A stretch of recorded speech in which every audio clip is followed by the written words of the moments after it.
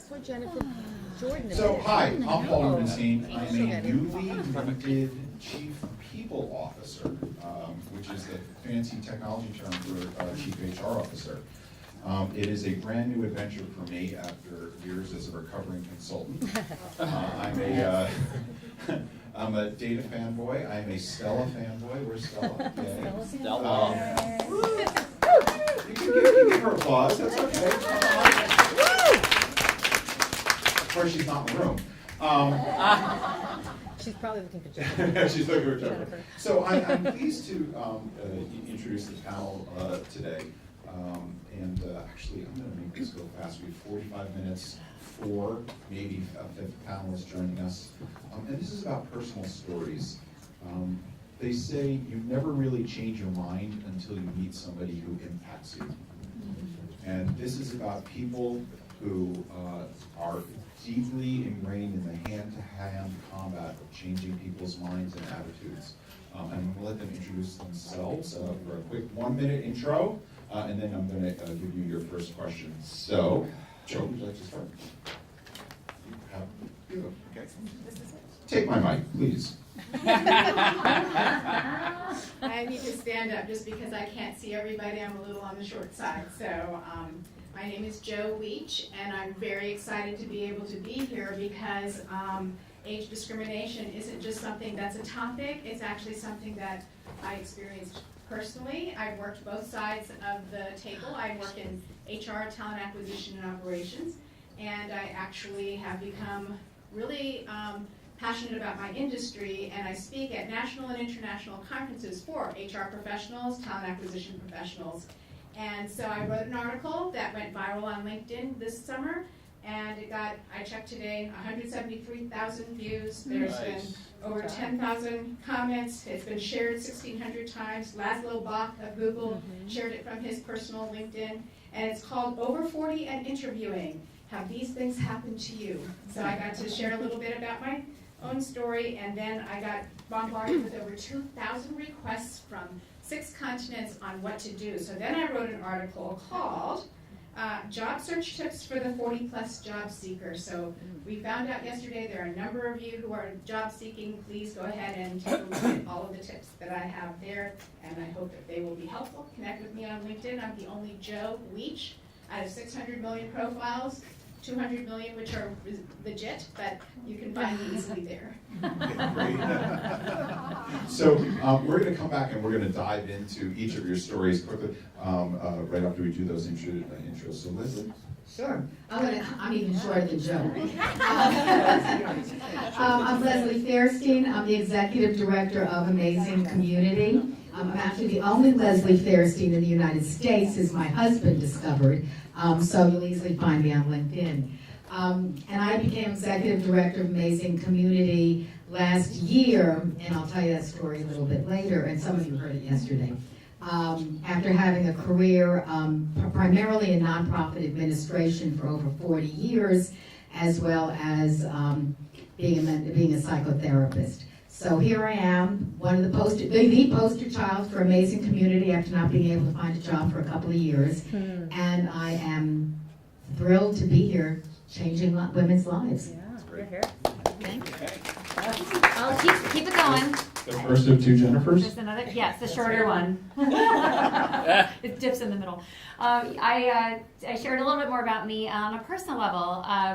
I came to New York to be an opera singer, so I was an artist and had to reinvent into what I do now, and that's an important part of my whole story in terms of rebranding, and we'll get into that in a moment, and how do you translate from the stage to being a D&I expert, which is interesting.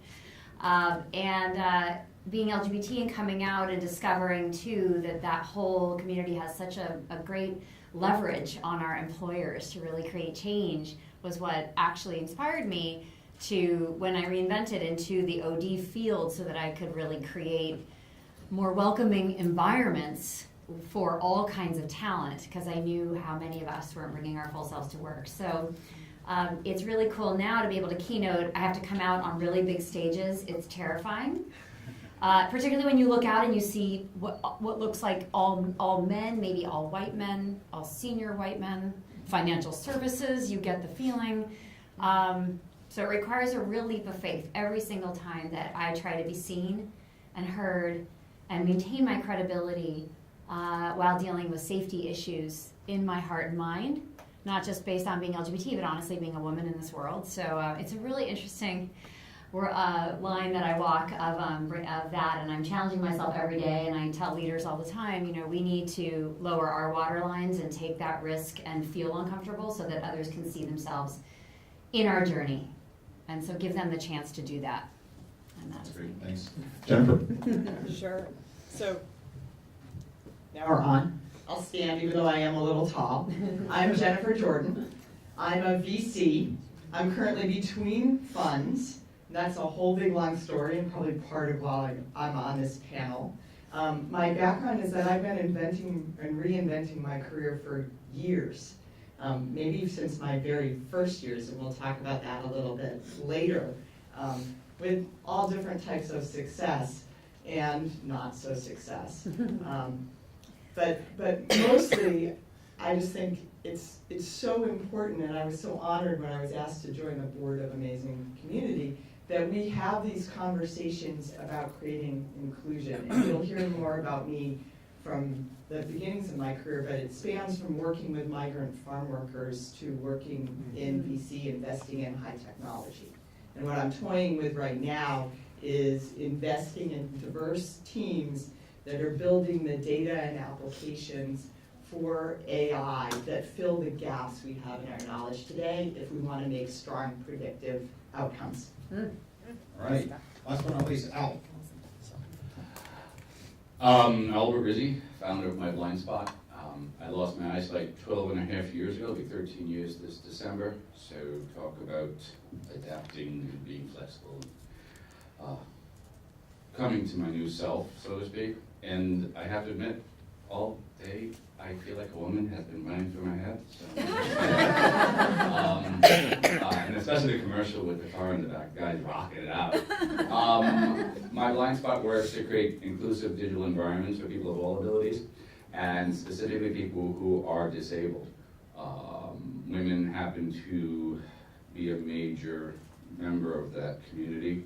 It's one of the communities we join through no choice of our own. We are non-gender specific. We don't care what color your skin is. We don't care how old you are. We want you. And all of us are aging into this community. So what we do at My Blind Spot is we create universally accessible, usable, functional digital platforms with Fortune, actually I can say Fortune 5.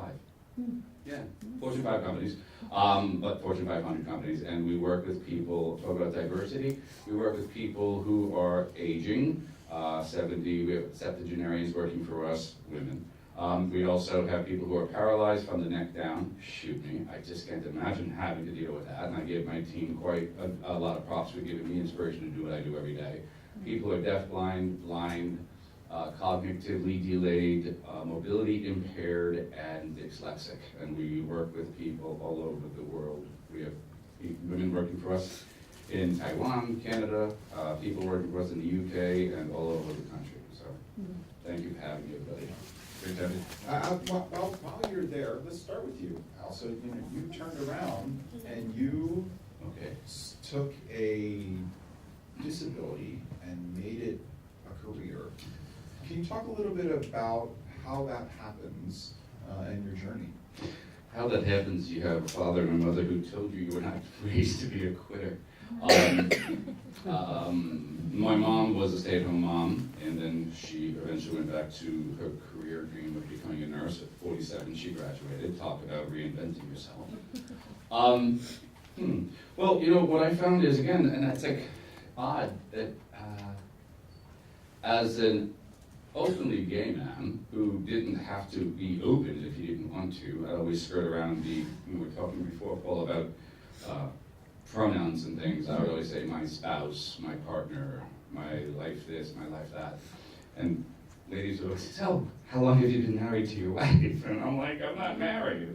So I dealt with being able to take my strength from the LGBT community and all the adversity they had to overcome and poured it into my joining the disability community. I had 20/20 vision. I went into hospital on December 9th, 2005, 200 pounds, 6'2", 20/20 vision, left 2 months later, totally blind and 127 pounds. So it was a big adjustment, it was a big turnaround, it was a big life challenge. And my grandmother was a foster parent for 65 children over years. And I found strength in giving back by becoming a kindergarten teacher, and then my classroom became the world classroom, and now I try to impart a sense of opportunity and hope and authentic inclusion to people of all abilities. And it wasn't easy, Paul. You know, I'd have to say that after my father kicked me in the ass and told me, you know, put up or shut up, you want 100% from your students, you have to show us what 100% looks like now. I've argued, and I think I picked that word intentionally, not negotiated. I don't negotiate, I'm from Brooklyn, we argue. So I argued with major giants like Intuit, American Airlines, and in fact I was writing to them just a little while ago, their website's broken again. We opened up opportunities, and I think for as a person who was able to hide behind any uncomfortableness, I would say, as a person who's LGBT, you can't hide that you're a woman, you can't hide your race, you can't hide your ability as much as I'd like to be blind. So I have to be right out front and proud about it, loud and proud, and drawing attention to ability. I like to say don't diss my ability, okay. I don't want to wear a label. I never did wear a label. The only label I'm comfortable wearing is being an American. Past that, everything else is just an accessory I wear depending on the party or the conference I'm attending. Let my dress on with my necklace, I'm sorry. So, I want to get deep into one area with you, and that is technology, because that's a big part of how you're closing the gap for people. Can you talk a little bit about that? Absolutely, thank you. When I first lost my eyesight, I ran into literal and virtual walls. My independence was disabled to me, but yet I was the one being called disabled. The technologies out there today need simple programmatic codes. I think it was a woman on the last panel who was talking about, imagine being a programmer and you don't know how to code. Imagine being a programmer or somebody who takes for granted accessing digital communications every day. We're inextricably tied to the digital platforms, technologies, mobile apps. I hit tick-tack, tick-tack. Nobody here can get through a day without accessing something on the internet. And yet, 1.3 billion people in the world who happen to have a disability are denied that every day. We need to start looking at a movement, since we're talking about movements, of getting the disability community to follow the civil rights actions of Martin Luther King, what he did for African Americans, what he did for women in the 70s, what he did for the LGBT community, and what we all need to do for the disability community, where we're all a member of. It's really simple. I know a few of my friends in the technology field can say, he's lying. But it really is just educating ourselves on how to code properly, so the assortment of assistive devices, which mean a screen reader to somebody like myself who's totally blind, I hear what you see. So I got voices in my head, I've got to stop taking the medication. And then we have magnifiers, and we have Braille and speech-to-text technologies like Dragon Speaks.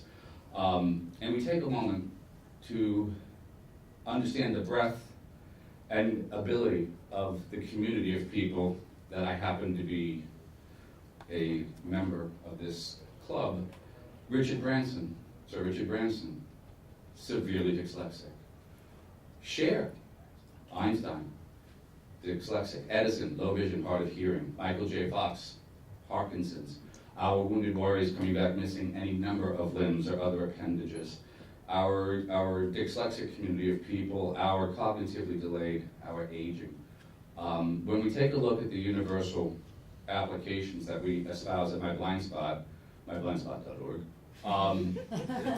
it's really all about universal inclusion. and what our country really should be about. We champion and through digital technologies want to see ability included alongside race, gender, orientation, and religion in both our social and corporate cultures. And it's time for HR and legal, and Frances West had mentioned before, she's one of my inspirations, the CIOs. Our C-suite of executives have no clue how to infuse authentic inclusion into the DNA of our corporate culture. I'm hearing 20% of women in C-suite positions or boards. I don't understand that. And just like I'm here to support women being seen and heard, I want to make sure that some of us can champion to make sure that people with disabilities are on boards, are comfortable self-identifying, because we need to be out loud and proud so we can be held accountable, and that our corporations can be held accountable as well. Thank you.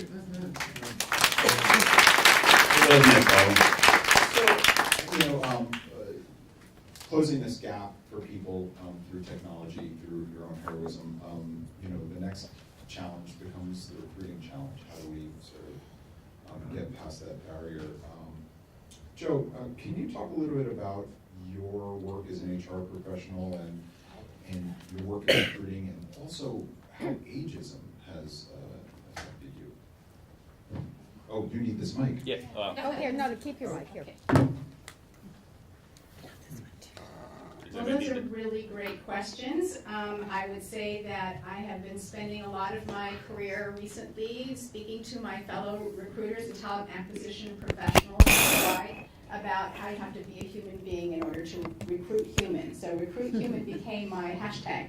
And so at the end of the day, I was speaking at HireConf in New York last year, and I was asked a question by the moderator about what type of an organization would veterans like to work in. And so people who were heading up veteran initiatives, at this 10-kilometer level, looking down, they all had these programs. And so when it got to me, I said, well, okay, I stand here as I'm female, I'm biracial, I'm over 40, and I want to work for an organization where everybody has equal opportunity to be able to advance and be trained and to be able to be considered for every possible role.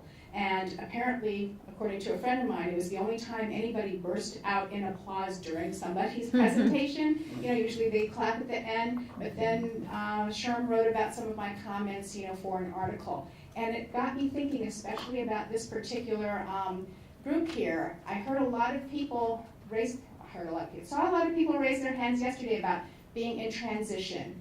And I will tell you that when our country was founded, one of the very first principles, this is pre-George Washington, we're talking about Jamestown settlement, they said, "He who does not work shall not eat."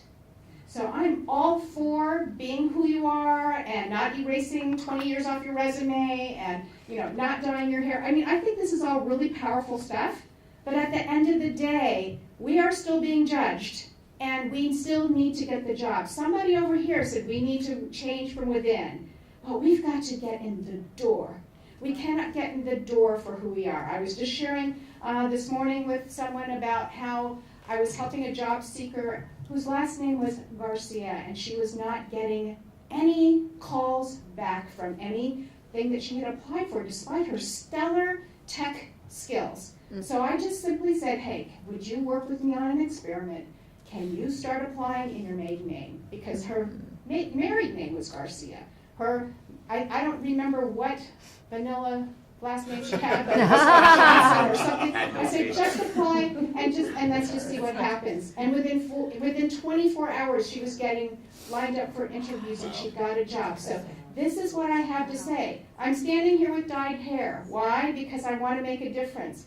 And when you read my article, you'll find out how even though I have all of the successes that I have, and I'm looked to as a subject matter expert in my field. In fact, yesterday, there was a tweet out from Recruiting Blogs that named 7 women leaders you should definitely follow. And I'm one of those leaders. So I think that, I would have some credibility in the workforce, but I am experiencing the same age discrimination that we all are. So again, I think that we need to change things up. I'm working hard on my side of the table to change up how we think about recruitment and erasing conscious and unconscious bias. For example, just getting back to the veteran one, I work with transitioning military, and I said, here's the thing. Most of the people who are going to contact you, which, by the way, I just wanted to make a disclaimer here. If you were to Google, recruiters are, the drop down is scumbags, douchebags, lazy, Wow. rude, mean, whatever. Okay, so really, 90% of our profession has just only 2 requirements for being in the field.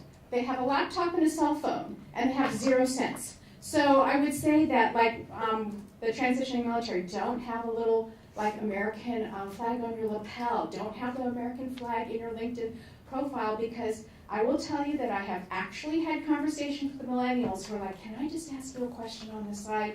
And they talk about things like, well, what about PTSD? And I'm thinking, and then but they have no concept. When they see U.S. Army or the military, they just think about the last movie they saw where, the military went in and blew up innocents in a village, and that's their mindset. You can't erase people's internal biases, but you can, help change it by just coming in and doing what you need to do. And I have one quick tip. That's about when you are told that you are overqualified, what you get to say is, yes, you just told me I fulfill every single one of your requirements. When do I start? That's great. Thank you. We're going to work the ends to the middle. So, Jennifer, you have a different experience. You've walked in some very rarefied areas of the world of venture capital. Can you talk a little bit about your experiences in getting in, and then how the age factor has played out for you? Sure. So let me preface a little bit by saying that I came to venture capital. I didn't start my career there as an associate and work my way up through a firm. I was a 45-year-old woman who had worked on the not-for-profit sector, then spent 10 years building a small investment bank in the Pacific Northwest up into a mid-sized bank, cold calling asset managers, and then building an equity research practice. I was the first internet analyst for that small firm.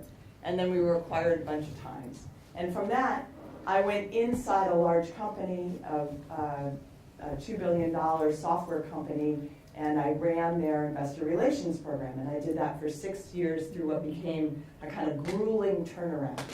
And at the end of the turnaround, I picked my head up and said, wait a minute, what you really love doing is deals. You love companies at the stage where you're building things, and you're not doing that. So how are you going to get back to that place? And I went back to school at MIT.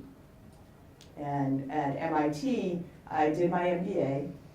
I was 45 years old. I'm 52 years old now. And I started networking to try to meet everybody in venture. I kind of had 3 choices: go to the sell side and be an analyst again, or be in the banking side, go to the buy side and do asset management with public companies and maybe small cap, and then, or do something radically different that put you closer to that building and new companies. And so I started networking. And I will tell you that really, part of it's the structure of venture, that firms form around partners, and then the partners go out and raise money from LPs. So if you're coming on board and trying to come in a more senior role, you're basically taking money from their pockets. So that's a bit of an issue. You kind of need to be there when things form. Or you need to find a firm that's got enough scale that there actually is a career pathway. And in those firms, I was too old, and I was too much of a generalist and not specific enough.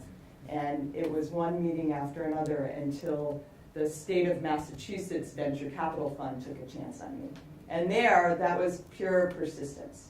It turns out that they were going through some transition. They didn't know if they would hire, and I was 11 months continuing to network all over the country and pestering them, right, until they hired me. And they basically hired me when I called one September from here in New York, and I said, hey, are you ever going to make a decision? Because I really need to make a decision. And they said, can you be here in 2 weeks? So, and for the last 5 years, I've been doing that type of investment work. And I'll say it's difficult because every firm is about its own constraints and its own dynamics. And there it becomes really be fit. So it worked for 5 years, and then it didn't work anymore. And so now I'm looking for where do I transition next, and whether I go and do the thing that I held off doing as a woman. So if I have any words of advice for people, whether you're transitioning later or transitioning as a younger person, it's to do those things that you thought you would not do or that you think you need more experience for. So as a woman, when I was at MIT, the week I arrived, 2 friends of mine said, we should just form our own fund and just do it. And I said, you know what? I don't want to take your money. I want to go learn how these VC firms work, and then I'll do it, which is the rational woman thing. But on the flip side, I'd be 5 years into running my own thing if I had done that. So I tell you this because these are lessons learned that we're now trying to execute on differently, but I think they play out at any life stage. That's an amazing lesson about boldness. Can I ask a question though about VC though? Yeah. Money talks, right? Absolutely. And they hold huge sway. What is the responsibility or capability of the VC firms to advance the issues of inclusion? This is a tremendously great question, and what I would say is, until we had our sort of own Me Too reckoning that happened a couple of years ago, where there were women entrepreneurs coming out and saying that they had been sexually harassed by male partners in the pursuit of financing for their companies, in a position where you really have no power because you're trying to get your employees paid and keep the company going. That was really the beginning of a deeper conversation.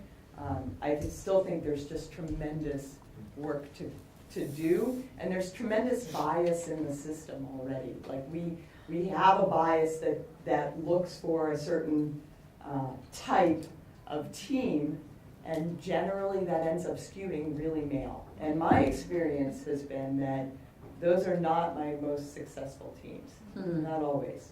The most successful teams that I've experienced are teams where thinking about diversity is part of the package from the beginning.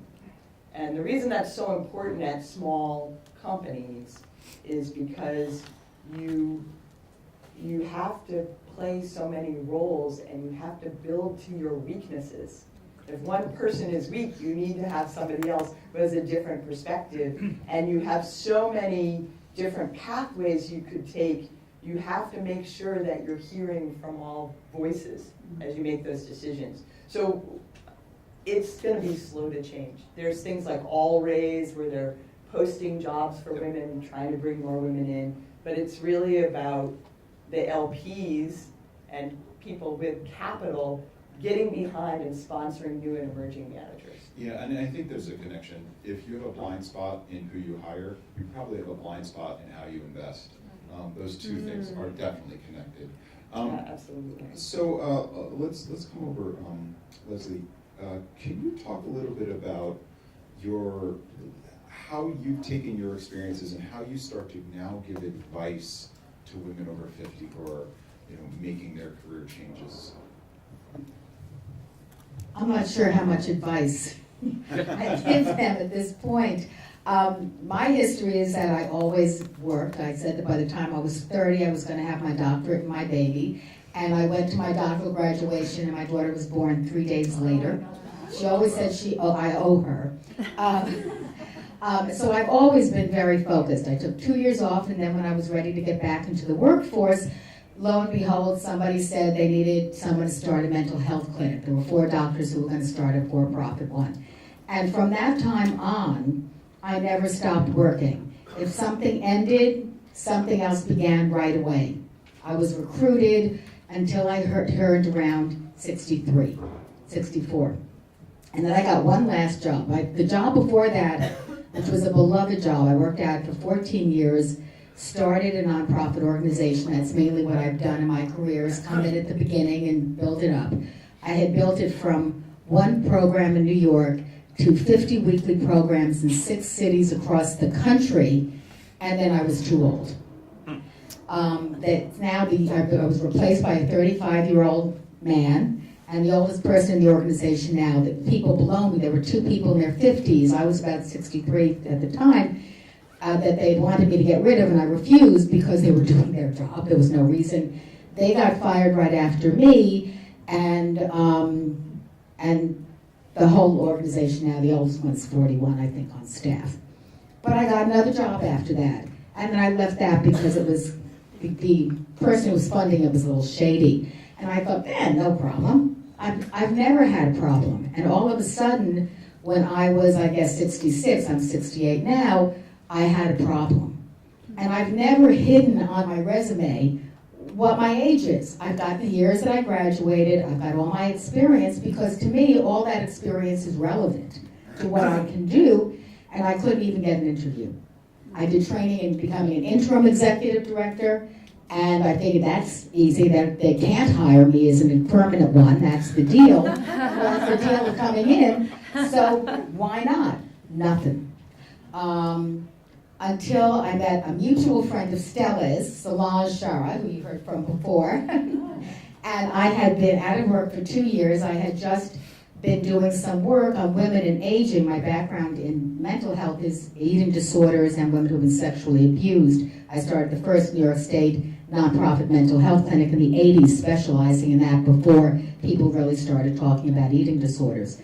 And so I started doing work on what happens when you get older and you're a woman, and the whole message to us, and do we should dye our hair and whatever we do. And I was telling Solange about it at lunch one day, and she said, well, then you have to meet my friend Stella, because she's thinking about starting something to help women over 50. She doesn't quite know where to go with it. And I was like, yeah, sure, I'll meet her. So we went and had lunch. Actually, lunch with both of them was at Le Pain Quotidien, but different ones. And that's my go-to place. And Stella started talking about what her ideas were, and I said, well, it seems to make sense that you do it as a nonprofit organization. And she said, well, could you be the executive director? And I said, well, sure, I could. And here I am, with a real labor of love. And it was interesting, because recently I was interviewed, somebody was doing a newspaper or a magazine article on the West Coast about, does your gray hair stop you from being hired? And I said, no one even sees my gray hair. In a way, I guess my resume is my gray hair, because it's pretty clear from my resume what my age is and subsequently the color of my hair. But I would certainly say for people who are out of work, because it may have taken 2 years, but it worked for me, was network. I talked to everybody that I knew, and I was just having lunch with Solange, and here I am. I think it's also important to upskill. Everything that we're doing here at Amazing Community, I think, is what women need to do. If you're out of work, we're offering trainings, we're offering support, and get support wherever you can, and get training. If you need to upskill.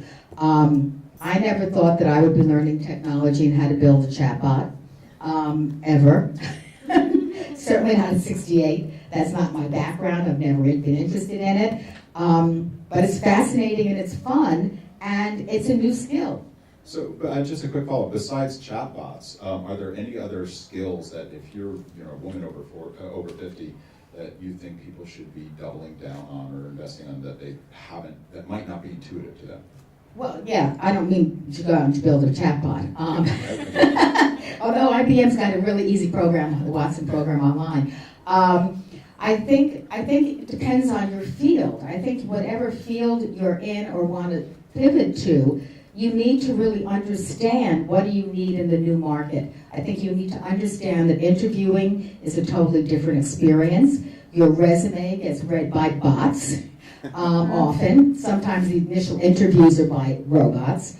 And I think that you just need to start learning about the different environment. I didn't. I was hell-bent. I'm just going to keep doing it the way I did it. And it didn't really get me anywhere for a couple of years. So I would say, yeah, just learn everything you can, what's changed, what's new about your field, and then get the help you need. That's great. Thank you.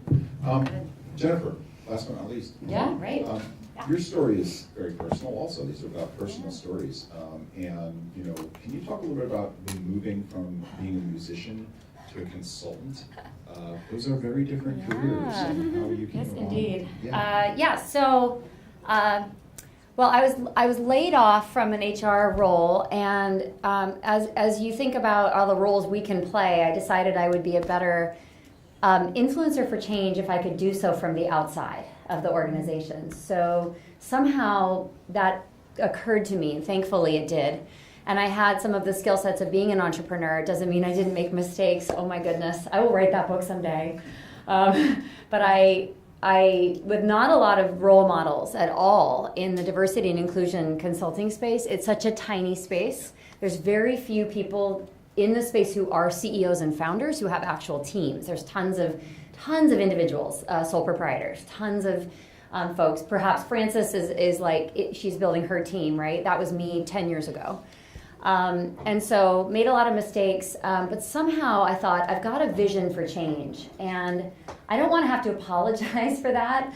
I want to influence and be able to tell the truth, I think, in a way that some of us can't do when we're inside an organization and navigating the politics of it. And the other thing that emerged, I didn't really know the diversity and inclusion space. I got a second master's after my voice degree in organizational change. And I feel like that's the scaffolding of then what I overlaid the lens of D&I onto. And I came around to understanding that my LGBT identity could be actually this huge currency for me. And when I started to understand that my story and who I am is as important as what I know how to do. And then I also, I'm a marketer at heart, luckily for me. So a lot of us who run companies, if you're not a marketer at heart, tough to build your business, right? If you don't like clients, if you're not outgoing, it's hard. That means you just need to hire somebody that will be your partner, that can be the face, right? If you're the technologist, you're the operations person, whatever your role is. For me, I was lucky because I was the consultant, but I was also the sales and marketing person. And now I like the thought leader moniker. I am very comfortable authoring and speaking and advocating or being an evangelist for topics. So maybe what I would add is, to the points that have been made, is have a point of view. And I think one of the things women don't do is to assume the thought leader position. When you walk by that leadership table at Barnes & Noble, how many male authors do you see? And where are all the female authors? We're in the self-help section. You guys, like, we are leadership experts. Like, you know so much that you probably take for granted, that you have never thought, you know, what can I do? And I think this enhances whether you're an internal person and you're never going to work for yourself, or whether your transition involves becoming an entrepreneur. What is your point of view on things? What are you writing about? What are you putting out there? How are you convening people around a conversation? This has accrued then to me clients and Fortune 5 clients, you know, and all of that, because I've built the platform. And I also will tell you, give before you ask. And I hate to say that to a room full of largely women, because we give all the time and we don't ask enough. So I'm arguing with myself, right? We have to use our power. We've got to make connections for others, but we have to know how to play the sponsorship game. I totally agree with somebody that said that. Men exchange, the currency that men exchange between each other is fascinating to watch. We don't play the game that way. We need to learn how to play that game. We need to throw our weight around in that way. We absolutely do. So I am proud to be called a thought leader. You know, I have a book with a second one on the way. The second one's going to be about intersectional allyship. I'm surprised neither of those words have come up today. Intersectionality is the overlapping levels of identity we all have. So if our generational identity is perhaps stigmatized, we are also a woman. We are also a woman of color. Maybe we are a queer woman of color in a generation that's underrepresented or perhaps less understood. That is our intersectionality. I would add in my privilege, because I have lots of privileges: socioeconomic privilege, educational privilege, color, ethnicity privilege that can get me into rooms that others cannot. I view it as my sacred responsibility. As much as I need allies, I need to be an ally. And so this is a really important concept to think about as you build your network. Is that exchange of value flowing in a really reciprocal way? Is it helping you? Are you being intentional about it? Are you falling prey to the stereotypes that we apply to ourselves about playing small? You know, are you really thinking about what is your thought leadership platform? And you guys all said such amazing things. I have more to say, but I think that's like the key thing for this audience. That's great. You know, these are such, you know, you've all told stories of power, of the, you know, of powerful stories, right? And powerful moments. And these are very personal stories, but it occurs to me, and I'm switching the follow-up question on the fly, that there have been moments where you've been tested, where, like many of the people you're trying to encourage, you've had to reach, you know, dig deep down and find that extra bit of resilience or energy. Can you tell us where that comes from and how you keep that nourished? Anyone who would like to go? Al? My parents. I mean, to this day, they always say to me, I mean, again, going back to what Jennifer was saying about nurturing those types of things and making sure we can develop it in the intersectional places that we've come, my mom and dad. I mean, they say every day, we don't know how you're doing what you do. You can't be our son because we'd be in the fetal position right now, waiting for death to come. It starts in the home, and then we take it outside. And I have other things I want to say, but I don't want to take up too much time. But I just wanted to comment on some things that each of these powerful women have said about bias. We walk into, when we're home, nobody sees us as a woman. They see us as our identity. They see us as Jennifer, Leslie, Jill, Jennifer. And the same is true when we have a disability. They see our ability at home. It's not until we walk out into society that we have to be slapped with this label. And striving to make sure we have intersectional opportunities happening, we have to be able to give back and inspire things. We put things out in the universe, it's going to come back to us tenfold. Back in the 80s, during the AIDS epidemic, there was this mantra for this organization I worked with, that the cure is working, with a capital W. Working is a cure for anybody. We should not deny anybody an opportunity for upward mobility and career advancement based upon their gender, let alone our perceived perceptions or our unconscious bias about their ability. Yeah, I would say one of the things that keeps me going in this moment is this, what I feel in this conference, that we're at this tipping point where I think about the comments from Panelists this morning about we've been at this since 1962, and I'm of that generation of the 80s when 37% of the women were graduating with engineering degrees, and now we're down at 17 again, right? Because we thought that when we were too young to see the glass ceiling when we started, right? We didn't think it was going to be there because women would have broken away, and we didn't realize it until we hit our heads on it, watched our peers who could have run any number of the companies I worked with get shuffled into the alliances role or some other role as a signal that they would never become the CEO.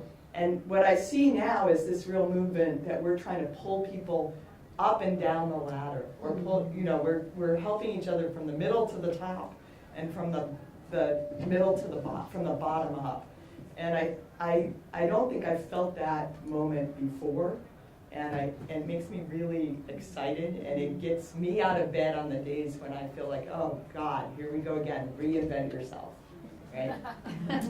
The other thing that I want to comment on, just as a trend that I think this room is very aware of, but we want to be especially attentive to right now, is as humans, when we create technology, we tend to become enamored of that technology, and we also imbue it with a sense of its own truth, right? It's the machine, and therefore it's logical, and so it must be right. And as someone mentioned earlier today, the systems that we build are built by humans. Yep. The data that we have to build today's technology is built by us. And so those biases are inherent. And Al, you mentioned one that I just want to touch on because I was in the office of Joy Bulamwini, who's doing amazing work on this, deep in facial recognition in the MIT Media Lab. And what she drew for me on the wall was this graph. And on the graph, you see that as AI systems today, I'll try to draw backwards for you. For men, if 100% is up here and 0 is down here, for men, especially white men, they look like this. It goes up really, really fast, and they're highly accurate. Yeah. But if you look for African American women, and first for Black men and then African American women,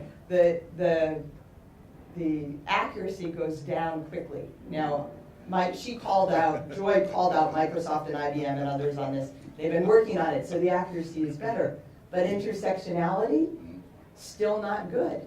Black women, not as well recognized as Black men. So when you put gender with color, you get less result. Well, when you put age in there for women over 30, these AI systems hardly see us. Or ability. Because the photos of us are not in that data set. Yep. So I'm talking about, facial recognition right now, but translate that to thinking about women were not included in clinical trials until 1993 in healthcare.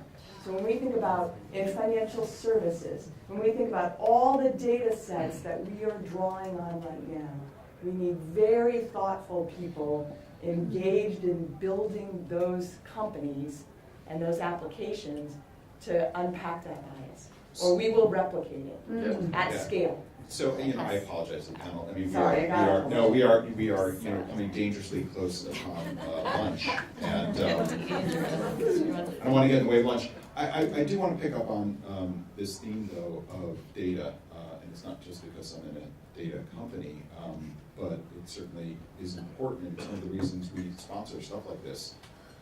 I am hopeful that the transparency that data gives us will drive the next wave of accountability for change. I am hopeful. Who's talking about economic accountability and economics as a driver and the profit motive? Yep. We talk all the time about the studies that show the connection between diversity and inclusion and profits and growth. It's there. Yet we seem to have trouble going from the individual stories to the collective outcomes. It is time for us to, just like every month we look at a corporate profit and loss statement, just like every year we look at an annual report, those moments of reckoning are familiar and change everyone's behavior. Now it's time to do the same thing with the workforce data. Put it out there, hold people accountable, let the small moment connect to that big arc, that big journey that we're on, and you'll see some amazing stuff happen. In your bags is more reading material. There's a fabulous one here that we just did around ageism and technology, and as the head of people for a technology firm, it's near and dear to my heart, because if you're going to talk about it in the public market, you have to look at your own backyard. So this is an interesting moment of accountability. And the second one is about a gender equity report, and it really dives into what happens with the what I'll call the child gap, right? The penalty for having a child in the workplace, which is just ridiculous in this day and age, and where it actually stems from the moment of who gets chosen as a manager and how it gets worse over time. So there's all kinds of data in there for you to read and share with others, because I believe that the more we tell stories with data, the more we can hold people accountable, the more we can give the individual a collective voice, and the more we'll set this issue free. Thank you to our panelists. Thank you. Thank you to the board. Yeah, sorry. Less than 60 seconds. I just want to issue a challenge to everyone here. You said personal stories. We were all talking about our personal stories. It's great to talk about our stories. We've done a lot of talking, but really what's going to change when we walk out the doors? We have to do something. When I wrote my article, I had a 1-hour talk with the chair of the board of AARP. She likened my talking about my personal story to the Uber engineer who talked about her personal story of sexual harassment. It launched the Me Too movement. So now there's all of these stories coming out about age discrimination. So I'm happy to tell you that I am the charter member of the Association of Talent Acquisition Professionals, and we're going to come out with a position about age discrimination. And it's going to help to have conversations on Capitol Hill. So I would just challenge each person to be able to think, what can I do with everything I have learned here, and how can I be an advocate? Thank you. All right, lunch is